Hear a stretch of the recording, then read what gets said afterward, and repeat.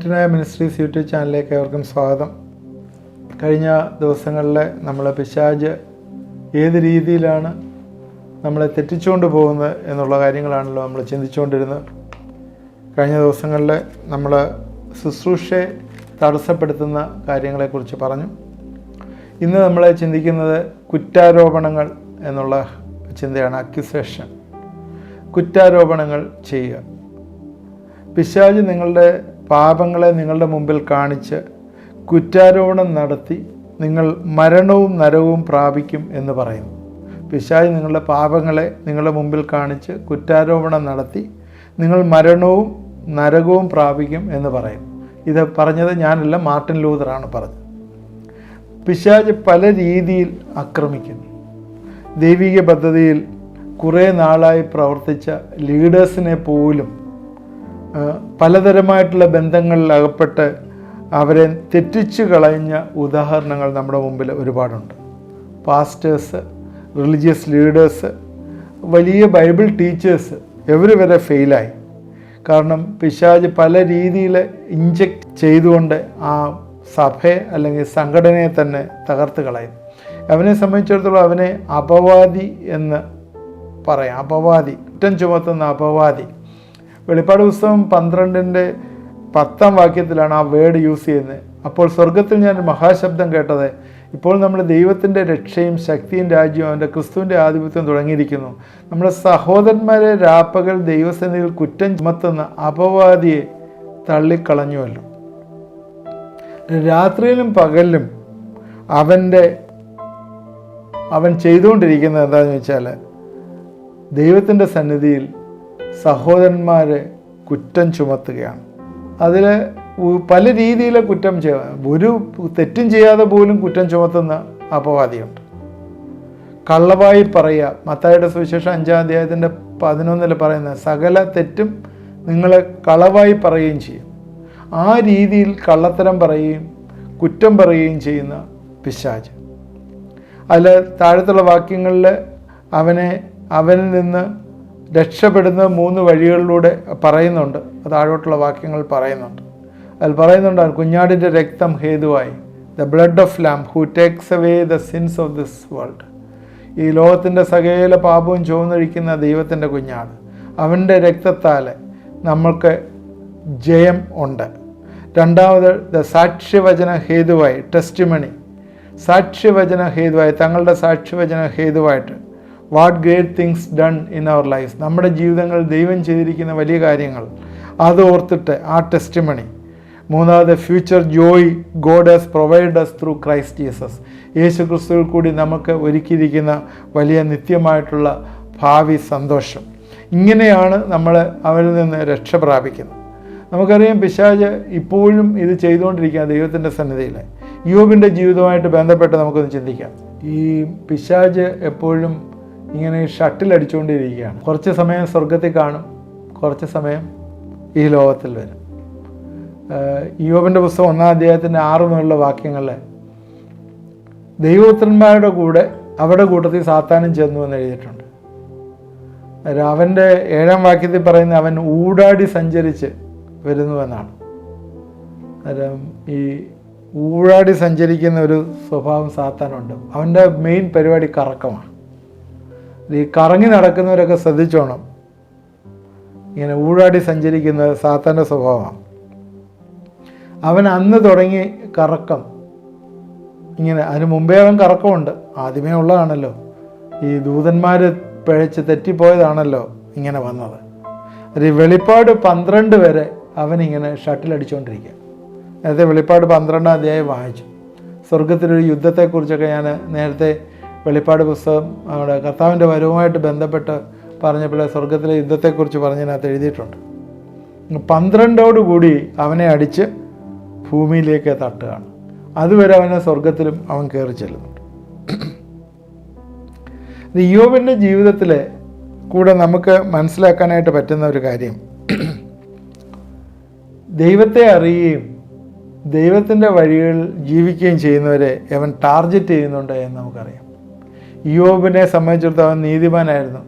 ഒരു കുറ്റവും ദൈവസന്നിധിയിൽ ചെയ്യാത്തൊരു വ്യക്തിയായിരുന്നു. ദൈവത്തെ അറിയുന്നൊരു വ്യക്തിയായിരുന്നു. എന്നാൽ അവനെ കുറ്റം ചുമത്താനായിട്ട് പിശാച് ശ്രദ്ധിച്ചു. ആദ്യം തന്നെ ഇയ്യോബിനെക്കുറിച്ച് പറയുന്ന കാര്യം, പിശാച് പറയുന്നൊരു കാര്യം പ്രത്യേകം ശ്രദ്ധേയമാണ്. നേരത്തെ പറഞ്ഞു നമ്മൾ, പിശാച് അവൻ ബുദ്ധിമാനാണ്, അവന് കാര്യങ്ങളൊക്കെ അറിയാം, ജ്ഞാനമുള്ളവനാണ്, അവൻ കാര്യങ്ങളൊക്കെ അറിയാം. ഇയ്യോബിൻ്റെ പുസ്തകം 1-ാം അധ്യായത്തിൻ്റെ 10-ാം വാക്യത്തിൽ ഇങ്ങനെയാണ്: നീ അവനും അവൻ്റെ വീട്ടിനും അവനുള്ള സകലത്തിനും ചുറ്റും വേലി കെട്ടിയിട്ടില്ലയോ? നീ അവൻ്റെ പ്രവൃത്തിയെ അനുഗ്രഹിച്ചിരിക്കുന്നു, അവൻ്റെ മൃഗസമ്പത്തെ ദേശത്തെ പെരുകിയിരിക്കുന്നു. ദൈവത്തോട് പറയുകയാണ് പിശാച്, നീ അവന് ചുറ്റും വേലി കെട്ടിയിരിക്കുകയാണ്. ഇയ്യോബ് ദൈവഭക്തനാണ്. പിശാചിനറിയാം അവനെ കയറി തൊടാനൊന്നും പറ്റത്തില്ല. കാരണം എന്താണ്? അവന് ചുറ്റും ഒരു വേലിയുണ്ട്. ഇത് നമുക്ക് വലിയൊരു കോൺഫിഡൻസാണ് തരുന്നത്. യഹോഭക്തരായിരിക്കുന്ന മനുഷ്യരുടെ ചുറ്റും ദൈവം എന്നൊരു വലിയ പ്രൊട്ടക്ഷനായിട്ടൊരു വേലി കെട്ടിയിട്ടുണ്ട്. ദൈവത്തിൻ്റെ സന്നിധിയിൽ നമ്മുടെ പ്രാർത്ഥനകൾക്ക് ഉത്തരം കിട്ടാതെ വരുമ്പോഴേ, ചില മിസ്ഹാപ്പനിങ്സ് നമ്മുടെ ജീവിതത്തിൽ വരുമ്പോഴേ നമ്മൾ എങ്ങനെ പ്രതികരിക്കും? ദൈവത്തിന് എല്ലാം അറിയാം, ദൈവത്തിന് അതിനൊരു ഉത്തരമുണ്ട്. നമ്മൾ സാഹചര്യങ്ങളെ അനുസരിച്ചാണ് പ്രതികരിക്കുന്നത്. ദൈവം നമ്മളെ പ്രൊട്ടക്റ്റ് ചെയ്യുന്നതുകൊണ്ടൊരു വേലി നമ്മുടെ ചുറ്റും കെട്ടിയിട്ടുണ്ട് എന്ന് പിശാചിന് വരെയും നമുക്കറിയാം. നമ്മളെന്നാൽ സാഹചര്യങ്ങളെ നോക്കി പിറുപിറുക്കുകയും ഒക്കെ ചെയ്യുന്നവരാണ്. പത്രോസ് ഒലിവുമലയിൽ വെച്ച് കർത്താവിനെ അറസ്റ്റ് ചെയ്യാൻ വന്നപ്പോൾ ചെയ്തത് എന്താണെന്നറിയാമല്ലോ? സാഹചര്യം. വാളെടുത്ത് വെട്ടാനായിട്ട് ശ്രമിച്ചു. എന്നാൽ ഇവിടെ പിശാച് പല കാര്യങ്ങൾ ഇയ്യോബിൻ്റെ ജീവിതത്തിൽ നിന്ന് ഡിമാൻഡ് ചെയ്യുന്നു. എല്ലാ വശങ്ങളിലും പിശാച് അവനെ ആക്രമിക്കാനായിട്ട് ദൈവം അവന് അധികാരം കൊടുക്കുകയാണ്. കഴിഞ്ഞ 2000 വർഷങ്ങളായിട്ട് 75 മില്യൺ ആളുകൾ, ഈ ക്രിസ്ത്യൻ ഫീൽഡിലുള്ളവർ, കർത്താവിന് വേണ്ടി മാർട്ടിയസായി ജീവൻ ദാനമായി അല്ലെങ്കിൽ ബലി കൊടുക്കേണ്ടി വന്നിട്ടുണ്ട്. കഷ്ടത അനുഭവിച്ച് ബലി കൊടുക്കേണ്ടി വന്നിട്ടുണ്ട്. ഇയ്യോബ് ധാരാളം കാര്യങ്ങൾ ഇയ്യോബിൻ്റെ ജീവിതത്തിൽ ഇവിടെ യഹോഭക്തനായതുകൊണ്ട് പല കാര്യങ്ങളെ വിട്ടുകൊടുക്കേണ്ടതായിട്ട് വന്നു. കുടുംബം നഷ്ടപ്പെട്ടു, ബിസിനസ് നഷ്ടപ്പെട്ടു, കാള കഴുത പോയി, ഉയരത്തിൽ നിന്ന് തീയിറങ്ങി, പരിചാരകർ നഷ്ടപ്പെട്ടു, അവൻ്റെ ഷെപ്പേഡ്സ് എല്ലാം നഷ്ടപ്പെട്ടു, ക്യാമൽസ് ഒട്ടകങ്ങളെല്ലാം നഷ്ടപ്പെട്ടു, മക്കളെയൊക്കെ സ്റ്റോം വന്ന് കൊടുങ്കാറ്റ് വന്ന് അവരെ മരിച്ചു. വലിയൊരു പരീക്ഷണം ഇയ്യോബിൻ്റെ ജീവിതത്തിൽ വരുന്നതായിട്ട് കാണുന്നു. ഇയ്യോബ് 1-ാം അധ്യായത്തിൽ ഇതെല്ലാം പറയുന്നുണ്ട്, എല്ലാ കാര്യങ്ങളും പറയുന്നുണ്ട്. അതുപോലെ തന്നെ പിശാച് ആളുകളെ ഉപയോഗിച്ച് അവനെ വേട്ടയാടുന്നതായിട്ട് കാണുന്നു. എന്നിട്ടും ഇതെല്ലാം സംഭവിച്ചിട്ടും ഇയ്യോബ് ദൈവസന്നിധിയിൽ പാപം ചെയ്തില്ല, ഒരു ഭോഷത്വവും പ്രവർത്തിച്ചില്ല. ഇയ്യോബ് പറയുന്ന, നഗ്നനായി ഞാൻ അമ്മയുടെ ഗർഭത്തിൽ നിന്ന് പുറപ്പെട്ടു വന്നു, നഗ്നനായി ഞാൻ മടങ്ങിപ്പോകും. യഹോവ തന്നു, യഹോവ എടുത്തു, യഹോവയുടെ നാമം വാഴ്ത്തപ്പെടട്ടെ. 2-ാം അധ്യായത്തിലേക്ക് നമ്മൾ കയറുമ്പോഴും അവൻ്റെ സാത്താൻ എഫേർട്ടുകൾ തുടർന്നുകൊണ്ടേയിരുന്നു. അവൻ്റെ ഫിസിക്കൽ ബോഡിയെ ആക്രമിച്ചു. അവന് വയ്യാത്തയായി. ഒരു രീതിയിലും അവന് പ്രയാസം, എല്ലാ രീതിയിലുള്ള പ്രയാസം അവനുണ്ടായി. എന്നാൽ അതെല്ലാം റെസിസ്റ്റ് ചെയ്ത് നിന്നതിനാൽ സാത്താൻ അവിടെ തോൽക്കുന്നതായിട്ട് കാണുന്നു.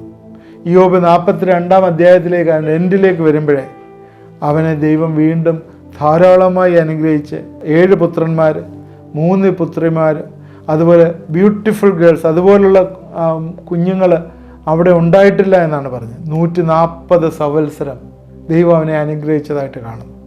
താൽക്കാലികമായിട്ട് പിശാച് പല അക്യുസേഷൻ, പല നമ്മളെ കുറ്റം പറയാനായിട്ട് പല രീതിയിൽ വരുമ്പോഴും, അക്യൂസ് ചെയ്യുമ്പോഴും ദൈവം നമ്മളെ അതിൽ നിന്നെല്ലാം വിടുവിക്കുന്നതായിട്ട് കാണുന്നു. സാത്താനെ കുറ്റം വിധിച്ചുകൊണ്ടേയിരിക്കുന്നു. വേറൊരു ഉദാഹരണമാണ് സെക്കറിയ പ്രവചനം 3-ാം അധ്യായത്തിൻ്റെ 1 മുതൽ 5 വരെയുള്ള വാക്യമാണ്. അതിൽ മഹാപുരോഹിതനായ യോശുവ യഹോവയുടെ ദൂതൻ്റെ മുമ്പിൽ നിൽക്കുന്നതും സാത്താൻ അവനെ കുറ്റം ചുമത്തുവാൻ അവൻ്റെ വലത്തുഭാഗത്ത് നിൽക്കുന്നതും കാണിച്ചു വന്നു. ഇവിടെയും സാത്താൻ കുറ്റം ചുമത്തുവാനായിട്ട് നിൽക്കുകയാണ്. കാരണം എന്താണ്? ദർശനത്തിൽ യോശുവയെ ദൈവം മഹാപുരോഹിതനാക്കാൻ പോവുകയാണ്. ഇവിടെ ദൈവദൂതനെയും സാത്താനെയും കാണുന്നു. ദൈവദൂതൻ സാത്താൻ പറയുന്ന കുറ്റാരോപണങ്ങൾക്കെതിരായിട്ട് സംസാരിക്കുന്നു. തിയോളജൻസ് പറയുന്നത് ഇവിടെ നിൽക്കുന്ന ദൈവദൂതൻ എന്ന് പറയുന്നത് ശരിക്കും യേശുക്രിസ്തുവിൻ്റെ ഒരു ഇൻകാർണേഷനാണ്, ഇൻകാർണേറ്റ് അപ്പിയറൻസ് ആണ് എന്ന് പറയുന്നുണ്ട്. ഇവിടെ എന്താണ് കുറ്റം വിധിക്കുന്നത്? യോശുവ മുഷിഞ്ഞ വസ്ത്രം ധരിച്ചിരിക്കുന്നു. യോശുവയെ ഒരു മഹാപുരോഹിതനായി കാണുവാനായിട്ട് പറ്റത്തില്ല എന്നുള്ള ചില കുറ്റാരോപണങ്ങളാണ് ഉയർത്തുന്നത്. യോശുവയുടെ വസ്ത്രം മലിനപ്പെട്ടിരിക്കുന്നു. മഹാപുരോഹിതൻ്റെ വസ്ത്രത്തിൻ്റെ സ്റ്റാൻഡേർഡ് അതിനില്ല. ഇവിടെ കർത്താവ് സാത്താനെ ഭത്സിക്കുന്നതായിട്ട് കാണുന്നു. ഇവിടെ യോശുവയ്ക്ക് ഉത്സവവസ്ത്രം കൊടുക്കുന്നു, അകൃത്യം മാറ്റുന്നതായിട്ടും കാണുന്നു. സക്രിയ പ്രവചനം 3-ാം അധ്യായത്തിൻ്റെ 4-ാം വാക്യത്തിൽ പറയുന്ന ഇവൻ തീയിൽ കൂടി വലിച്ചെടുക്കപ്പെട്ട കൊള്ളിയല്ലയോ. ഇന്നും വിശ്വാസികളെ സാത്താൻ കുറ്റാരോപണം നടത്തുന്നു. നമ്മുടെ തോൽവികൾ, നമ്മുടെ കഴിവുകേടുകൾ സാത്താൻ ദൈവസന്നിധിയിൽ കൊണ്ടുപോയി ആർഗ്യൂ ചെയ്യുന്നതായിട്ട് കാണുന്നു. ലൂക്കോസിൻ്റെ സുവിശേഷം 22-ാം അധ്യായത്തിൽ 31 മുതലുള്ള വാക്യങ്ങളിൽ ശീമോനെ ശീമോനെ, സാത്താൻ നിങ്ങളെ കോതമ്പ് പോലെ പാറ്റേണ്ടതിന് കൽപ്പന ചോദിച്ചു. ഞാനോ നിന്റെ വിശ്വാസം പൊയ്പോകാതിരിപ്പാൻ നിനക്ക് വേണ്ടി അപേക്ഷിച്ചു. നിന്നെ പാറ്റുവാനായി പിശാച് അവസരം ചോദിച്ചു. യേശു ഉത്തരം പറഞ്ഞു, ഞാൻ നിനക്ക് വേണ്ടി പ്രാർത്ഥിച്ചു. ഇവിടെയും പത്രോസിനെ കുറ്റം ചുമത്താനായിട്ട്, പാറ്റുവാനായി, സിഫ്റ്റ് എന്നുള്ളൊരു വേർഡാണ് യൂസ് ചെയ്തിരിക്കുന്നത്. പതിരുപോലെ നിന്നെ മാറ്റുവാനായിട്ട് പിശാച് കുറ്റം വിധിക്കാനായി ചോദിക്കുന്നു. ഇന്നും വിശ്വാസികളെ പിശാച് അക്യൂസ് ചെയ്തുകൊണ്ടിരിക്കുകയാണ്. സദൃശവാക്യം 6-ാം അധ്യായത്തിൻ്റെ 16 തൊട്ട് 19 വരെയുള്ള വാക്യം 7 കാര്യം അവൻ അറപ്പാകുന്നു. ഗർവമുള്ള കണ്ണും വ്യാജമുള്ള നാവും കുറ്റമില്ലാതെ രക്തം ചൊരിയുന്ന കൈയും ദുരുപായം നിരൂപിക്കുന്ന ഹൃദയം ദോഷത്തിന് ബന്ധപ്പെട്ടോടുന്ന കാലും ഫോഷ്ക്ക് പറയുന്ന കള്ളസാക്ഷിയും സഹോദരന്മാരുടെ ഇടയിൽ വഴക്കുണ്ടാക്കുന്നതും തന്നെ. ഇവിടെ സഹോദരന്മാരുടെ ഇടയിൽ ഗോസിപ്പ് പറയുക. സാത്താൻ ആ രീതിയിൽ അക്യൂസ് ചെയ്യാനായിട്ട് ശ്രമിക്കുന്നു. നമ്മൾ പ്രത്യേകിച്ച് പ്രാർത്ഥനാ വിഷയം പോലും പറയുമ്പോൾ അത് ഗോസിപ്പായി മാറുന്ന അനുഭവങ്ങൾ ഉണ്ടല്ലോ. പിശാച് അത് എടുത്തുപയോഗിക്കുന്നതായിട്ട് കാണുന്നു. അതുകൊണ്ട് ഇന്ന് വിശ്വാസികളെ പിശാച് പല രീതിയിൽ കുറ്റാരോപണങ്ങൾ നടത്തുന്നുണ്ട്. ഞാൻ ചുരുക്കമായി ചില 5-6 പോയിൻ്റ്, ചില കുറ്റാരോപണങ്ങളിലുള്ള 6 പോയിൻ്റ് പറഞ്ഞിട്ട് നമ്മുടെ ഇന്നത്തെ ഈ പ്രഭാഷണം അവസാനിപ്പിക്കാം എന്ന് വിചാരിക്കും. സാധാരണ ചില കുറ്റങ്ങൾ: 1, വിശ്വാസികൾ ദൈവത്തെ സ്നേഹിക്കണമെങ്കിൽ അവരുടെ ആവശ്യങ്ങൾ ദൈവം നൽകണം. ഇങ്ങനെയുള്ളൊരു ചിന്ത പിശാച് കൊണ്ടുവന്നിട്ട് അതിന് കുറ്റാരോപണം, കുറ്റമായിട്ട് അതെടുക്കുന്നുണ്ട്. 2, വിശ്വാസികൾ ദൈവത്തെ സ്നേഹിക്കണമെങ്കിൽ അവർക്ക് വേണ്ട ആരോഗ്യവും പരിപാലനവും കിട്ടണം. 3, പാപത്തെ കുറ്റം ചുമത്തുക, ശരിയോ തെറ്റോ അത് ഡൗട്ട് ഉണ്ടാക്കിക്കുക എന്നുള്ളത്. 4, സഹിഷ്ണുതയെ കുറ്റം ചുമത്തുക. വെസ്റ്റേൺ കൾച്ചറിൽ അത് തെറ്റാണെങ്കിലും ഫോളോ ചെയ്യാനുള്ള ഒരു പ്രവണത അത് കൊണ്ടുവരികയാണ്, സഹിഷ്ണുതയെ കുറ്റം ചുമത്തുന്ന കാര്യം. 5, തീരുമാനങ്ങൾ എടുക്കുമ്പോൾ ദൈവഹിതപ്രകാരം അല്ലാതെ എടുപ്പിക്കുക, ലോകപരമായിട്ടുള്ള തീരുമാനങ്ങൾ എടുപ്പിക്കുക. അതങ്ങനെ ചില കുറ്റാരോപണങ്ങൾ കൊണ്ടുവരിക. കഴിഞ്ഞ 30 വർഷമായി പല നിയമങ്ങളും വന്നതായിട്ട് കാണുന്നു. അതെല്ലാം ക്രിസ്ത്യാനിറ്റിയെ തകർക്കുവാനുള്ള വിരോധമായ നിയമങ്ങൾ കൊണ്ടുവന്ന് അതിന് കീഴ്പ്പെട്ട് കുറ്റാരോപണം നടത്തുന്നു. ഉദാഹരണമായിട്ട് പറഞ്ഞാൽ സ്റ്റേയിങ് ടുഗദർ, അഡൽട്ടറി, ഇങ്ങനെ LGBTQ ഇങ്ങനെയൊക്കെയുള്ള കാര്യങ്ങൾ കൊണ്ടുവന്നിട്ട് പലതരമായിട്ടുള്ള കുറ്റാരോപണങ്ങൾ, ആ തീരുമാനങ്ങൾ എടുപ്പിച്ചിട്ട് കുറ്റാരോപണം നടത്തുക എന്നുള്ള രീതിയിൽ. അതായത് ഇങ്ങനെയുള്ള കുറ്റങ്ങൾ വിശ്വാസികളെ സംബന്ധിച്ചിടത്തോളം പിശാച് ചെയ്യുന്നൊരു കാര്യമാണ്. ഓരോ പ്രാവശ്യവും നമ്മൾ തെറ്റ് ചെയ്യുമ്പോഴേ ദൈവത്തിൻ്റെ സന്നിധിയിൽ പിശാച് കയറിപ്പോയി നമുക്ക് വേണ്ടി കുറ്റാരോപണം ചെയ്യുക. അവിടെയാണ് 1 യോഹന്നാനിൽ എഴുതിയിരിക്കുന്ന പോലെ കർത്താവ് എന്നൊരു അഡ്വക്കേറ്റ് നമുക്കുണ്ട്. നമ്മൾ ചെയ്യുന്ന സകല പാപങ്ങൾക്കും കർത്താവ് കാൽവറി ക്രൂശിൽ പാസ്റ്റ്, പ്രസൻറ്റ് ആൻഡ് ഫ്യൂച്ചർ എല്ലാറ്റ് പാപങ്ങൾക്ക് വേണ്ടി ഏൽപ്പിച്ചതിനാൽ ഈ പിശാച് ഓരോ പ്രാവശ്യം കുറ്റാരോപണം നമുക്ക് വേണ്ടി നടത്തുമ്പോഴും കർത്താവ് നമുക്ക് മധ്യസ്ഥ വഹിക്കുന്നുവെന്ന് നമ്മൾ മറന്നുപോയത്. എന്നാൽ അത് പാപം ചെയ്യാനുള്ളൊരു ലൈസൻസ് അല്ല. പിന്നെയോ ദൈവത്തിൻ്റെ സന്നിധിയിലെ കുറ്റാരോപണം ചെയ്യുന്ന പിശാചിനെ എന്നേക്കുമായി കർത്താവ് തോൽപ്പിച്ചു കളഞ്ഞു എന്ന് നമ്മൾ മറന്നുപോയത്.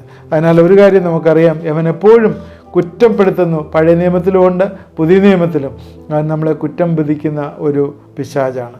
അതുകൊണ്ട് ഈ കുറ്റാരോപണത്തിന് അകപ്പെട്ട് നമുക്ക് ഗിൽറ്റിയായി നമ്മൾ നഷ്ടപ്പെട്ടു പോകാനായിട്ടല്ല, പിന്നെ നമ്മൾ എവിടെയെങ്കിലുമൊക്കെ തെറ്റ് ചെയ്യുന്നുണ്ടെങ്കിൽ കർത്താവിനോട് ഏറ്റുപറഞ്ഞ് ക്ഷമ പ്രാപിച്ച് ദൈവത്തിൻ്റെ സന്നിധിയിൽ നിരപ്പ് പ്രാപിക്കാനായിട്ട് ദൈവം കൃപ തരട്ടെ. നമുക്ക് പ്രാർത്ഥിക്കാം. ദൈവമായ കർത്താവെ, ഇത് കണ്ടുകൊണ്ടിരുന്ന എല്ലാവരെയും നീ അനുഗ്രഹിക്കണമെന്ന് പ്രാർത്ഥിക്കുന്നു. ഇന്നും പിശാച് ആദ്യം മുതലേ ഹവ്വായെയും ആദാമിനെയും പരീക്ഷിച്ചത് ആ സമയം മുതലേ ഈ കുറ്റാരോപണമായിട്ട് ഇന്നും ഞങ്ങളുടെ മുമ്പിൽ ഇരിക്കുകയാണല്ലോ കർത്താവെ. ഓരോ പ്രാവശ്യവും ഞങ്ങൾക്കെതിരായിട്ട് കുറ്റം പറയുന്ന പിശാച്, കർത്താവെ വഞ്ചിക്കുന്നവനായിട്ടുള്ളവൻ. അതുകൊണ്ട് കർത്താവെ, അതിൽ നിന്നൊക്കെ ഞങ്ങൾക്ക് കർത്താവിൻ്റെ രക്തം സകല പാപം പോക്കി ഞങ്ങളെ ശുദ്ധീകരിച്ച് ഞങ്ങളെ വിടുവിക്കുന്ന ഓർത്ത് സ്തോത്രം.